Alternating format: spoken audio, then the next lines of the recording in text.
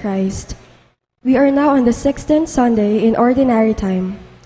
In today's Holy Mass, we include in our prayers the following intentions: for our safety against the COVID-19 pandemic, for the speedy recovery and complete healing of all those affected by this coronavirus, for the eternal repose of all those who died because of this pandemic, for the safety of all our frontliners, for the thanksgiving of the Figueroa family, Zardos and Luz Medina and family, Eileen and Jonathan, Salalila family, Michael Rick Peñalba, Ray and Delia Lingat and family, Remedios Castro and family, Peng Masbang.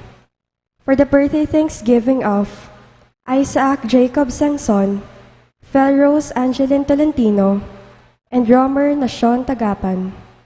For the special intentions of Christian Joshua Angeles, Christine Avon Espiritu Sanchez, Laila Obiog, Mary Manette Pineda, Mr. and Mrs. Lenin Malang and family, Rowelyn Nicdao, Janelle and Joshua Pamintuan, Pinky Feliciano Pangan, Elenita Vitug, Emmanuel Vitug, Jojo and Janet Villanueva, Michael Rick Peñalba, the St. Thaddeus Parish Pastoral Council, and the St. Jude Village officers and homeowners.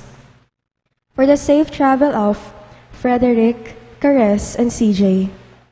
For the speedy recovery, safety, good health, and complete healing of Rida Tiglao Pineda, Teresita Bondok, Baby Glornita Ganya, Avelina Ramos, Paz Suing, Annalino Campo, Nilo Odan, Merla Mangalos, Jose Mercado, Mark Lester Arce, Ronald Nicdao, Christina Reyes, Michelle Sengson, Nikki Jean Asilo, Marilyn Mangalos, Michelle Mangalendan, Gloria Manalili, and all our sick relatives and friends. And for the eternal repose of the souls of Norma, Father Eloy Montoya, Ramon Carrion, Edgardo Dalay Jr., Arturo Vitog, Marcelo, Dolores, Roman, Norberto, Guadalupe, Carmelito, Mario Yazon, Willie, Marco Junio Sumido, Roberto Lacsina, Jesus Manabat Sr., Magdalena and Eligio, Rita Febes Cervantes, Eleanor Cuenca, Joscoro Nacion, and all poor souls in purgatory.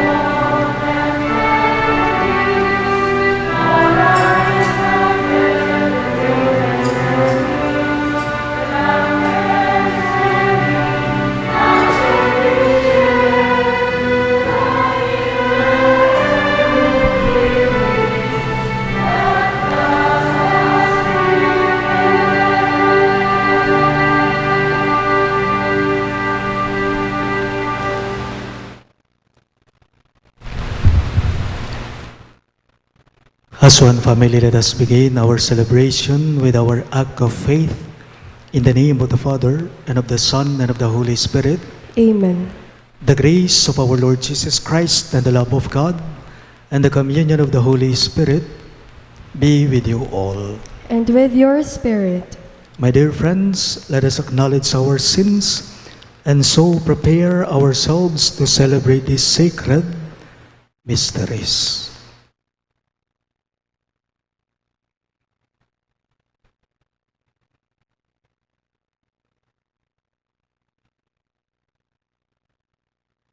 Together we say, I confess to Almighty God and to you, my brothers and sisters, that I have greatly sinned in my thoughts and in my words, in what I have done and in what I have failed to do, through my most grievous fault. Therefore I ask Blessed Mary, ever Virgin, all the angels and saints, and you, my brothers and sisters, to pray for me to the Lord our God. May Almighty God have mercy on us, forgive us our sins, and bring us to everlasting life. Amen.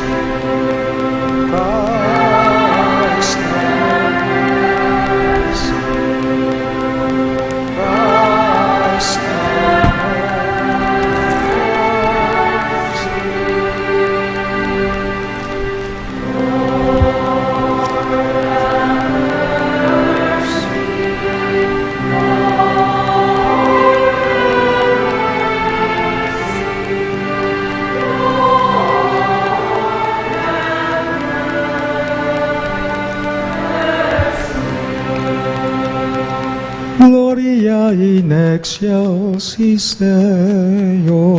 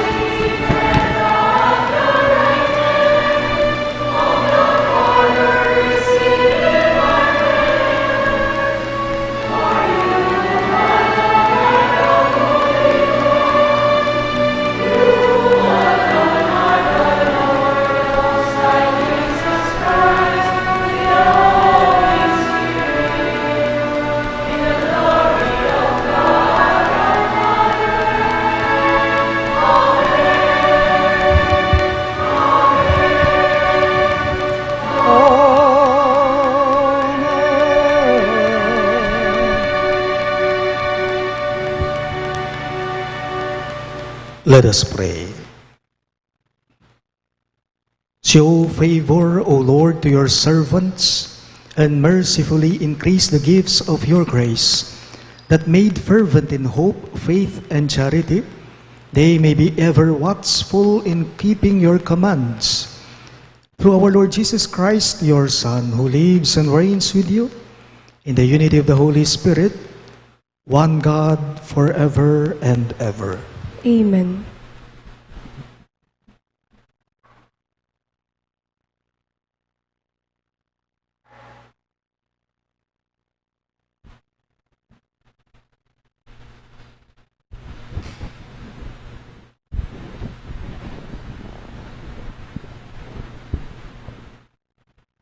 reading from the Book of Wisdom. There is no God besides you, who have the care of all that you need, so you have not unjustly condemned. For your might is the source of justice. Your mastery over all things makes you lenient to all. For you show your might when the perfection of your power is disbelieved, and in those who know you, you rebuked temerity. But though you are master of might, you judge with clemency, and with much lenience you govern us. For power, whenever you will, attends you.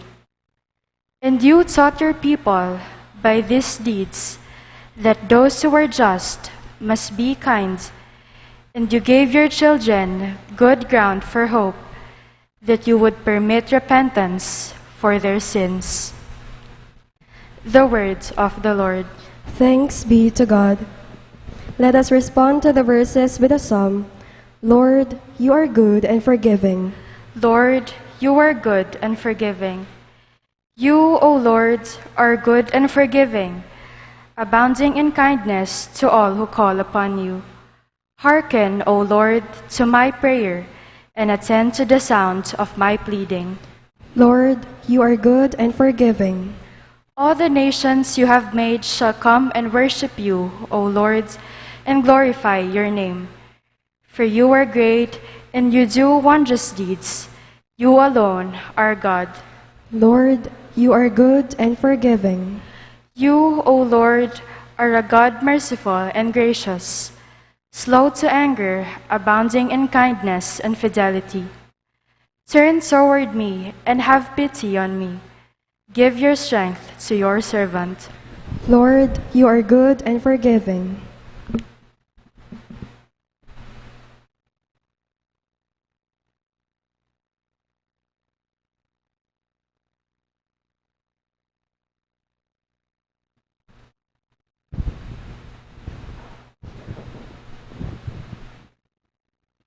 A reading from the letter of St. Paul to the Romans. Brothers and sisters, the Spirit comes to the aid of our weakness, for we do not know how to pray as we ought, but the Spirit Himself intercedes with inexpressible groanings. And the one who searches hearts knows what is the intention of the Spirit, because He intercedes for the holy ones according to God's will. The word of the Lord. Thanks be to God. We all rise to honor the Holy Gospel.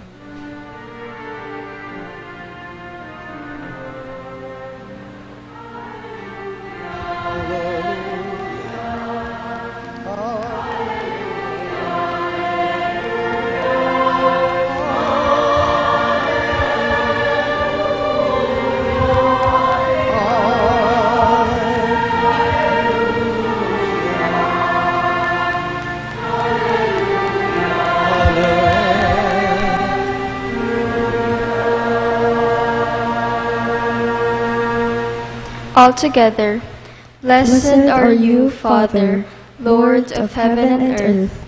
You have revealed to little ones the mysteries of the kingdom.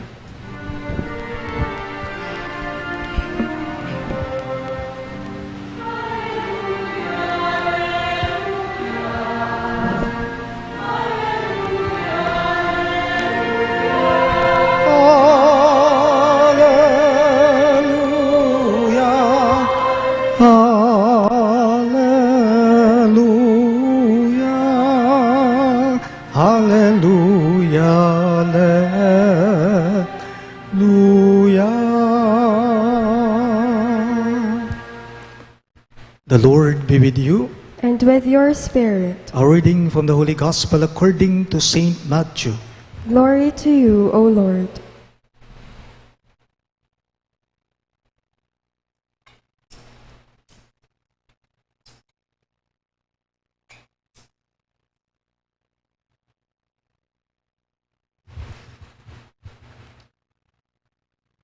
Jesus proposed another parable to the crowds, saying, "The kingdom of heaven may be likened to a man who who sowed good seed in his field. While everyone was asleep, his enemy came and sowed weeds all through the wheat and then went off. When the crop grew and bore fruit, the weeds appeared as well. The slaves of the householder came to him and said, Master, did you not sow good seed in your field? Where have the weeds come from? He answered, An enemy has done this. His slaves said to him, Do you want us to go and pull them up? He replied, No. If you pull up the weeds, you might uproot the wheat along with them. Let them grow together until harvest.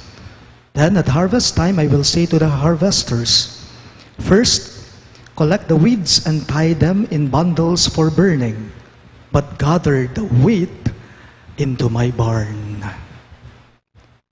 Sisters and brothers in Christ, the good news of our salvation. Praise to you, Lord Jesus Christ.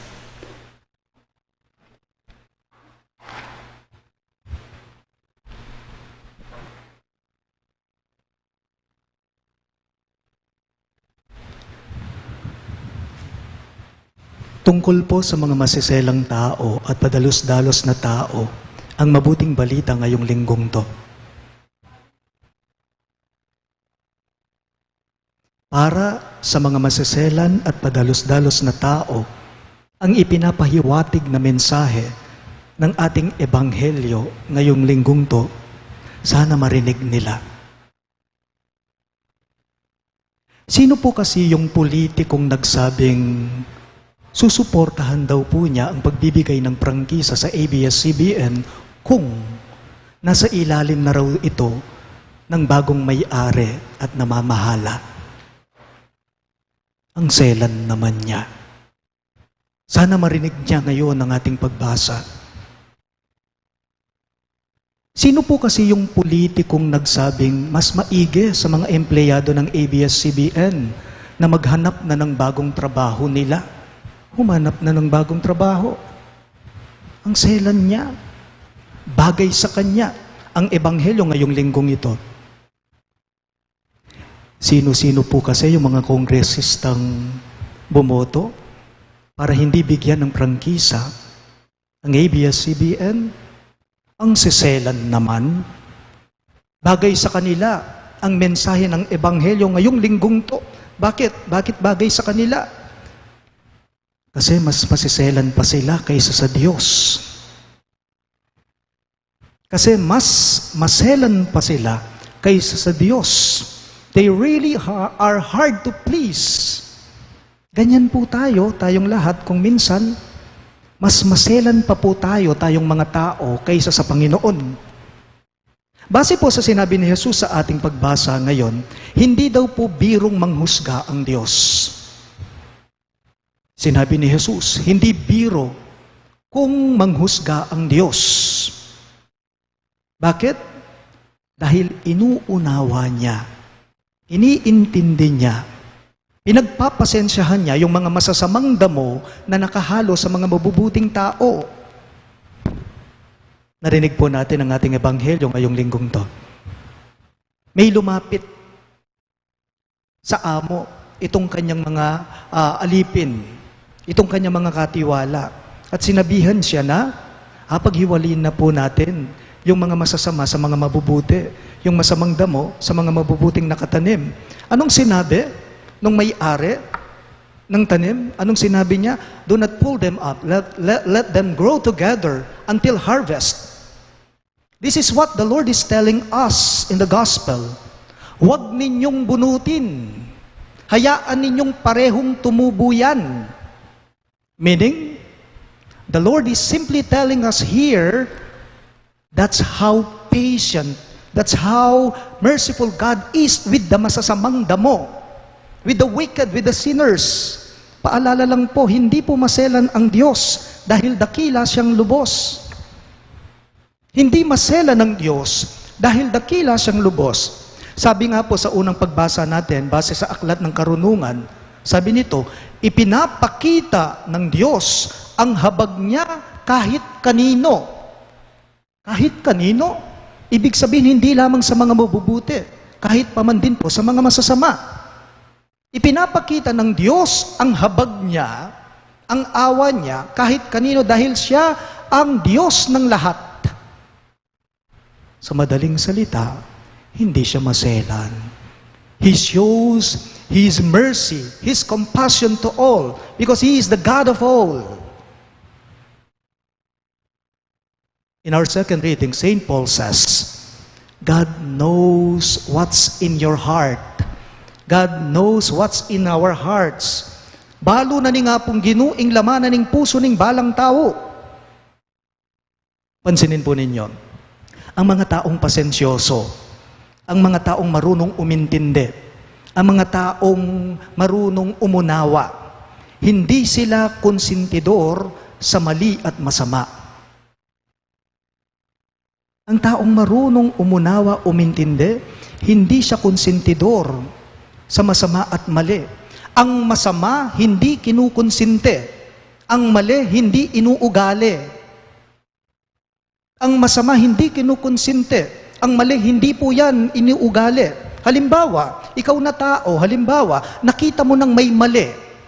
Nakita mo na yung mali, pero ikaw, pinagwalang bahala mo lang, hindi mo na pinansin yan, nanahimik ka na lang, hindi po pagpapasensya at pag-iintindi yun, kundi pagiging konsentidor na yun. O kaya naman, talamak ng kasamaan. Lantaran na yung masama. Talamak ng kasamaan. Pero ikaw, ito pa ay iyong sinusuportahan. Hindi po pagpapasensya yan. Hindi po pag-iintindi yan, kundi pagbubulag-bulagan na yan. Sa madaling salita, ang taong marunong magpasensya, ang taong marunong umintindi, ang taong maunawain, siya ang tunay na mahabagin. Paalala lang po, halos magkatulad, magkamukha, ang mabuting tao at ang masamang tao. Bakit? Dahil parehong tao yan. Parang tanim lang yan. Magkasang halintulad, halos magkamukha, yung trigo at yung masamang damo na tumubo. Kaya nga sabi nung amo, wag niyong bunutin. Hayaan yung tumubong pareho yan, sabi niya. So binibigyan niya ng pagkakataon yan. Hindi siya maselan. Sa makatuwid, dahil hindi magkalayo ang itsura ng mabuting tao at ng makasalanang tao, wala po tayo sa lugar. At hindi po tama sa atin na kaagad-agad nating hinahatulan at tinuhusgahan ang mga taong hindi natin gusto. Alam po ninyo, sa totoo lang, kung minsan ugali natin yan Kung minsan ugali natin yan, pag hindi mo siya gusto, siya na yung pinakamasamang tao sa paningin mo. Pag hindi mo siya gusto, siya na yung masamang damo sa paningin mo. Kapag ayaw mo sa kanya, palaging mali yung nakikita mo sa kanya. Bakit? Kasi yung pinapansin mo lang, yung nakikita lang ng iyong mga mata, pero yung kaibuturan ng puso na nakatago, hindi mo nabatid ito. Kaya nga't ang dali sa atin ng manghusga, kaya nga ang dali sa atin na mangmatol ng iba, maselan tayo. Paalala lang po, ang taong pasensyoso, ang taong marunong umintindi, ang taong marunong umunawa, alam niya, kinikilala niya yung kahinaan niya, yung kakulangan niya. At hindi lamang po yun, ang taong pasensyoso, alam ninyo, marunong umunawa, marunong umintindi, alam niya, batid niya sa puso niya na ang Diyos ang dakila sa lahat. Kung ang Diyos hindi siya maselan, tayo pa kaya? Kung ang Diyos hindi po siya maselan, tayo pa kaya? Maselan ka, ikaw na tao. Maselan ka kung yung palaging nakikita mo ang mali. Wala nang tama sa paningin mo. Maselan ka, ikaw na tao, kung palaging ikaw na lamang ang tama at lahat ng mga nakikita mo, mali sila. Maselan ka, ikaw na tao, kapag ka reklamador kang numero 1, daig mo pa yung mga komentarista sa radyo. Kasi walang tama sa nakikita mo. Maselan ka nung bubungil kang bubungil kasi ala kang butil, ngalang bunga yang mabunganga. Maselan ka nung bubungil kang bubungil kasi ala kang butil, ngalang bunga, tandaanan niyo, yang mabunganga. Pero mahabagin ka, mapag-unawa ka, kapag ka nagiging kaugali mo, katulad mo, ang pagtingin ni Jesucristo sa pagtingin ang Diyos. Yun bang ang tingin mo sa tao, ang tingin mo sa bawat tao ay parang tanim lang yan. Huwag ka agad-agad hatulan. Baka umuusbong pa lang yan. Baka tumutubo pa lang yan. Alam ninyo, nagiging mahabagin ka, nagiging maunawain ka, kapag ka nagiging katulad mo, kamukha mo, kaugali mo sa pagtingin ang Diyos. Yun bang ang tingin mo sa mga masasamang tao ay hindi masasamang damo, kundi parang tanim lang yan na nangangailangan ng habag. Bakit? Baka yung bunga niya naantala lang. Kaya't hayaan mo lang. Huwag putulin agad. Huwag bunutin agad. Huwag maselan agad. Bigyan ng pagkakataon yan. Hindi po tayo hinihiwalay ng Diyos sa dalawang grupo. Kung sino yung mga masasama, kung sino yung mga mabubuti. Alam niyo, we are mixed, assorted tayo. Samutan tamo po. Sa ayaw at sa gusto natin, hindi lahat mabuti. Siguradong may masama dyan. Sa mata ng Diyos, isa lang tayo. Isa lang tayo sa paningin niya. Kung sino yung minamahal niya at kung sino yung kailangang kahabagin niya. Sa paningin ng Diyos, iisa lang tayo. Kung sino ang kanyang minamahal at kung sino ang kanyang kinahahabagahan. Nais po ng Diyos sa ating lahat na mamunga tayo ng lubos, mamunga ng kabutihan, mamunga ng kabutihan, mamunga ng kabanalan. Paalala lang po sa ating lahat, ang tunay na malakas, hindi siya maselan. At ang tunay na dakila, mapagtimpiyan, marunong umunawa yan, marunong umintindiyan. Kung ang Diyos hindi siya maselan, ikaw pa kaya? Please all rise. Let us now profess our faith. I believe in one God, the Father Almighty, maker of heaven and earth, of all things visible and invisible. I believe in one Lord Jesus Christ, the only begotten Son of God, born of the Father before all ages, God from God, light from light, true God from true God, begotten, not made, consubstantial with the Father. Through him all things were made. For us men and for our salvation, he came down from heaven, and by the Holy Spirit was incarnate of the Virgin Mary, and became man. For our sake he was crucified under Pontius Pilate. He suffered death and was buried, and rose again on the third day in accordance with the Scriptures. He ascended into heaven, and is seated at the right hand of the Father.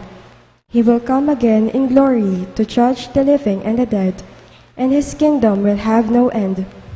I believe in the Holy Spirit, the Lord, the giver of life, who proceeds from the Father and the Son, who with the Father and the Son is adored and glorified, who has spoken through the prophets.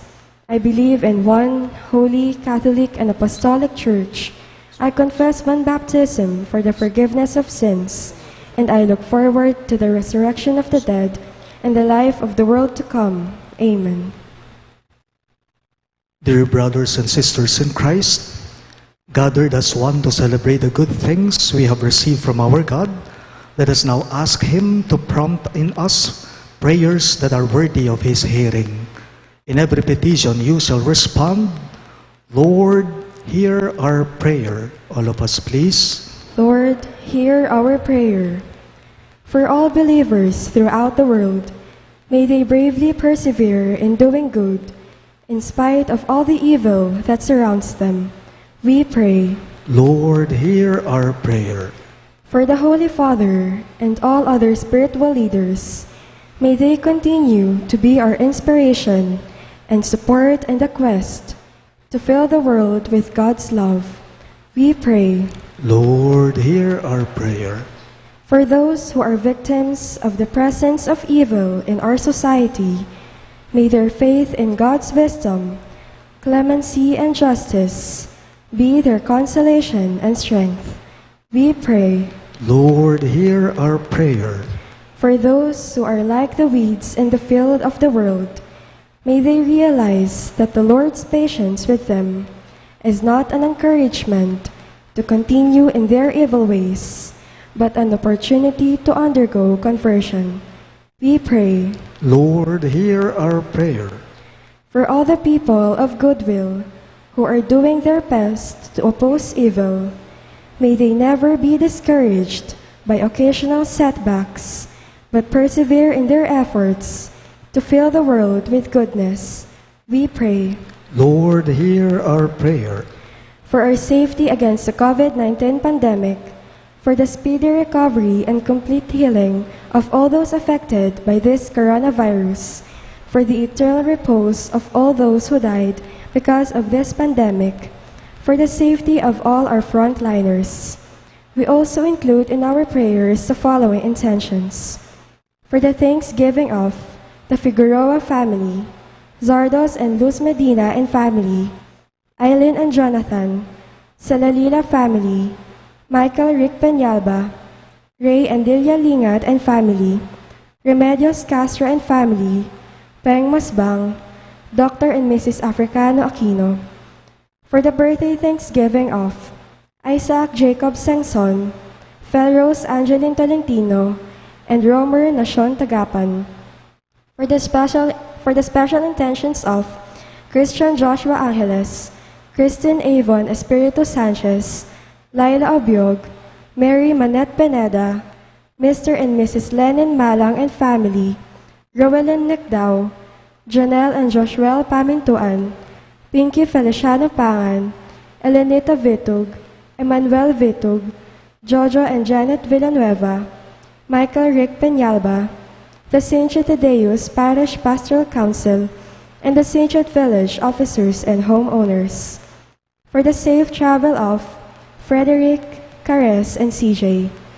For the speedy recovery, safety, good health, and complete healing of Rita Teglao Pineda, Teresita Bondok, Baby Glornita Ganya, Avelina Ramos, Paz Suing, Annalyn Ocampo, Nilo Odan, Merla Mangalos, Jose Mercado, Mark Lester Arce, Ronald Nicdao, Cristina Reyes, Michelle Sengson, Nikki Jean Asilo, Marilyn Mangalos, Michelle Mangalindan, Gloria Manalili, Dr. and Mrs. Africano Aquino, and all our sick relatives and friends, and for the eternal repose of the souls of Norma, Father Eloy Montoya, Ramon Carrion, Edgardo Dalay Jr., Arturo Vitug, Marcelo, Dolores, Roman, Norberto, Guadalupe, Carmelito, Mario Yazon, Willie, Marco Junio Samido, Roberto Lacsina, Jesus Manabat Sr., Magdalena and Eligio, Rita Febes Cervantes, Eleanor Cuenca, Joscoro Nacion, and all poor souls in purgatory. We pray. Lord, hear our prayer. In silence, we now pray for our personal intentions. May the petitions of your church be pleasing in your sight, O Lord, so that we may receive from your mercy what we cannot ask out of confidence in our own merits. We ask this through Christ our Lord. Amen.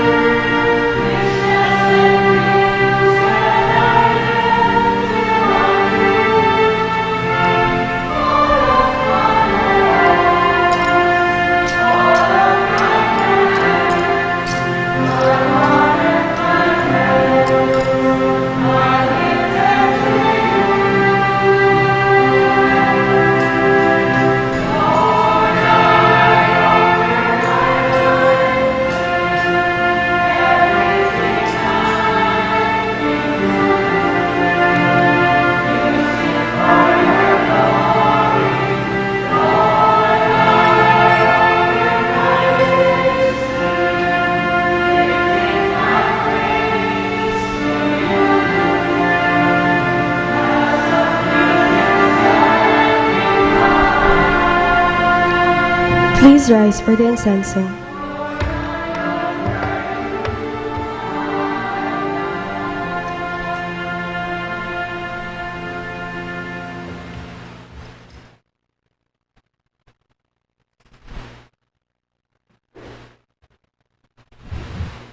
Pray, my dear friends, that my and your sacrifice may be acceptable to God, the Almighty Father.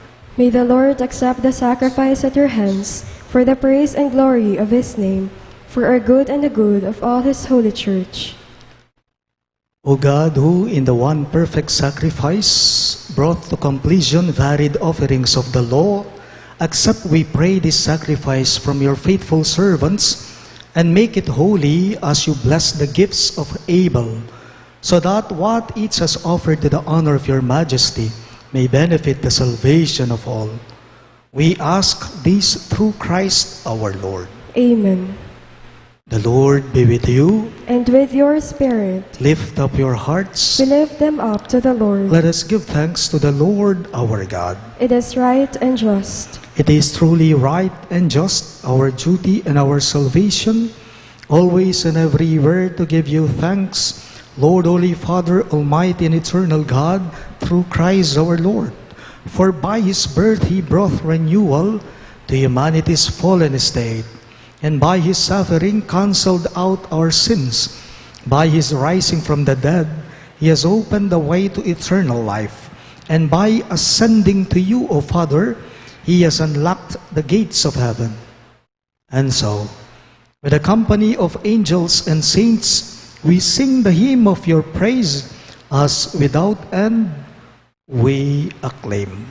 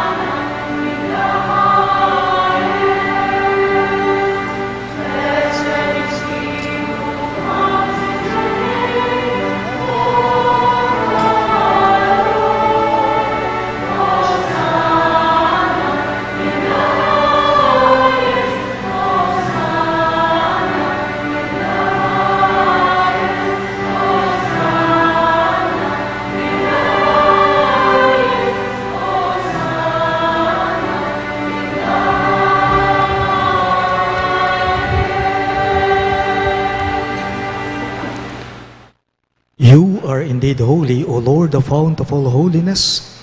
Make holy, therefore, these gifts, we pray, by sending down your Spirit upon them like the dewfall, so that they may become for us the body and blood of our Lord Jesus Christ. At the time he was betrayed and entered willingly into his passion, he took bread, and giving thanks, broke it and gave it to his disciples, saying, "Take this, all of you, and eat of it. For this is my body, which will be given up for you."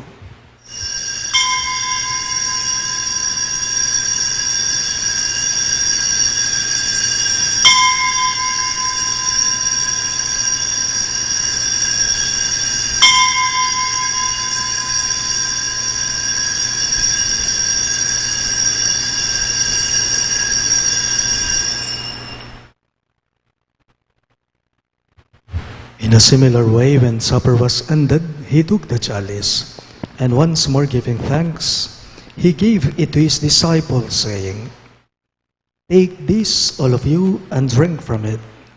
For this is the chalice of my blood, the blood of the new and eternal covenant, which will be poured out for you and for many for the forgiveness of sins. Do this in memory of me."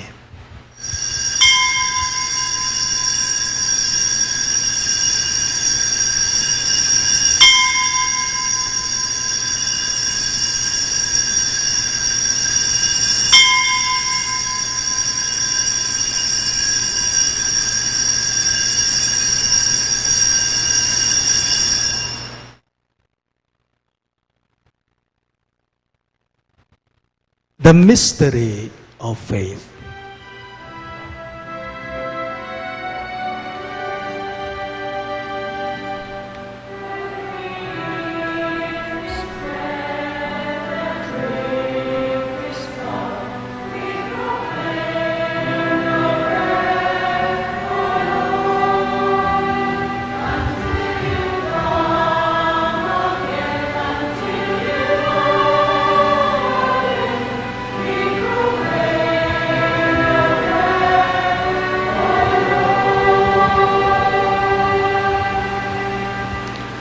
Therefore, as we celebrate the memorial of his death and resurrection, we offer you, Lord, the bread of life and the chalice of salvation, giving thanks that you have held us worthy to be in your presence and minister to you. Humbly we pray that partaking of the body and blood of Christ, we may be gathered into one by the Holy Spirit. Remember, Lord, your church spread throughout the world and bring her to the fullness of charity. Together with Francis, our Pope, Florentino, our Bishop, Pasiano, our Bishop Emeritus, and all the clergy. Remember your servant Norma, whom you have called from this world to yourself. Grant that she was united with your Son in a death like his, may also be one with him in his resurrection. Remember also our brothers and sisters who have fallen asleep in the hope of the resurrection, and all who have died in your mercy. Welcome them into the light of your face. Have mercy on us all. We pray that with the Blessed Virgin Mary, Mother of God, with Saint Joseph, her most chaste spouse, with the blessed apostles, Saint Jude Thaddeus, our patron saint, and all the saints who have pleased you throughout the ages, we may merit to be co-heirs to eternal life and may praise and glorify you through your Son, Jesus Christ. Through him, with him, and in him, in the unity of the Holy Spirit, all glory and honor is yours, Almighty Father, forever and ever.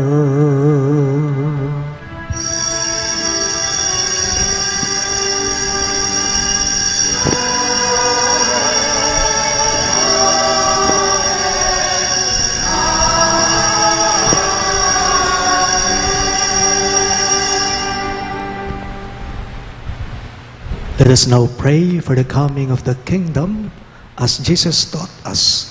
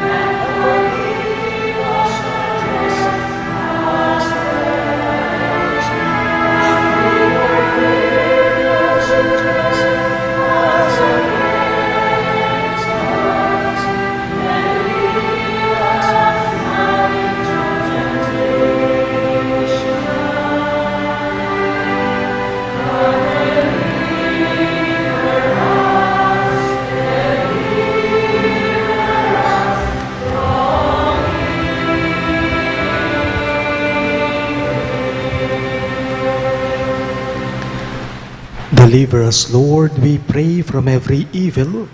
Graciously grant peace in our days, that by the help of your mercy, we may be always free from sin and safe from all distress, as we await the blessed hope and the coming of our Savior, Jesus Christ. For the kingdom, the power, and the glory are yours, now and forever. Lord Jesus Christ, who said to your apostles, Peace I leave you, my peace I give you. Look not on our sins, but on the faith of your church, and graciously grant her peace and unity in accordance with your will, who live and reign forever and ever. Amen. The peace of the Lord be with you always. And with your spirit. Let us offer each other the sign of peace. Peace be with you.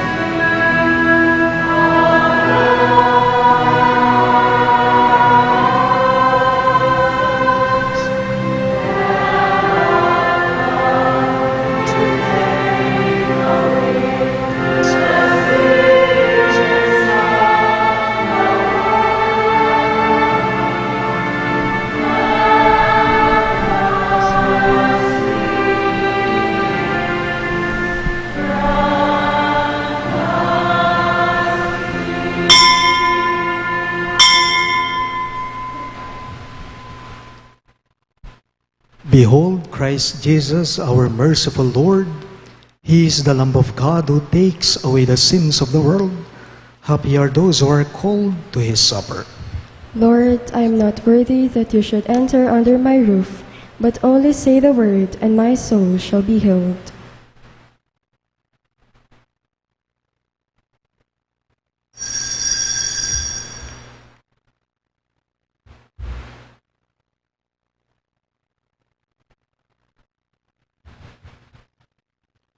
The body of Christ. Amen.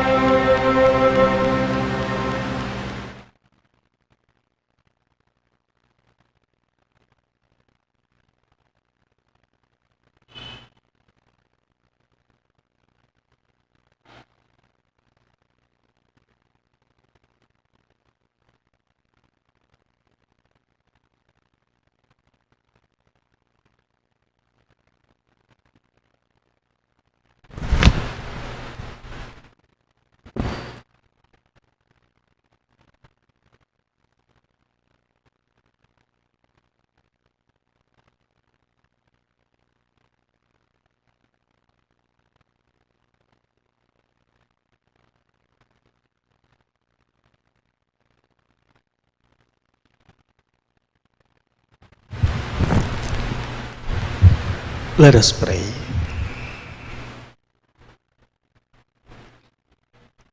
Graciously be present to your people, we pray, O Lord, and lead those you have imbued with heavenly mysteries to pass from former ways to newness of life. We ask this through Christ our Lord. Amen. Let us all kneel for the Oratio Imperata.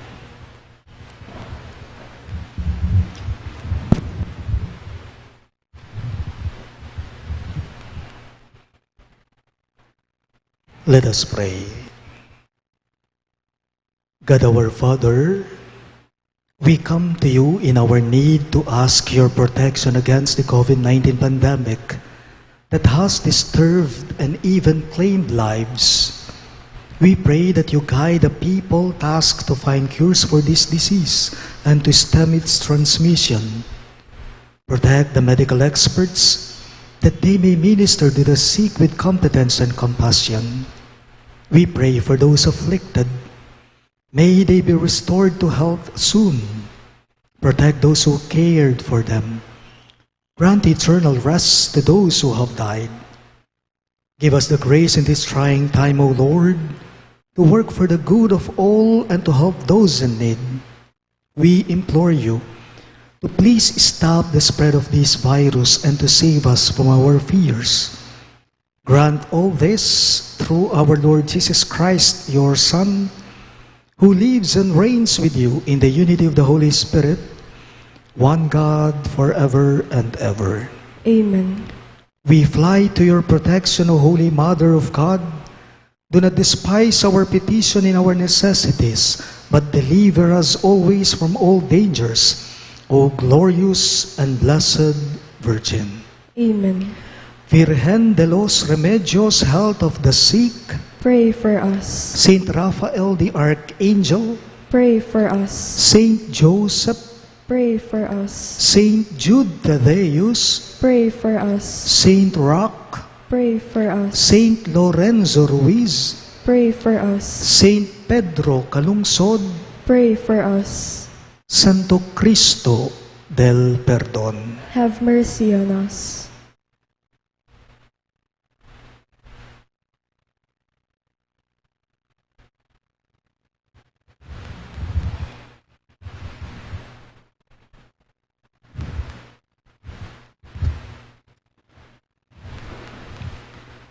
The Lord be with you. And with your spirit, Bow your heads and pray for God's blessing.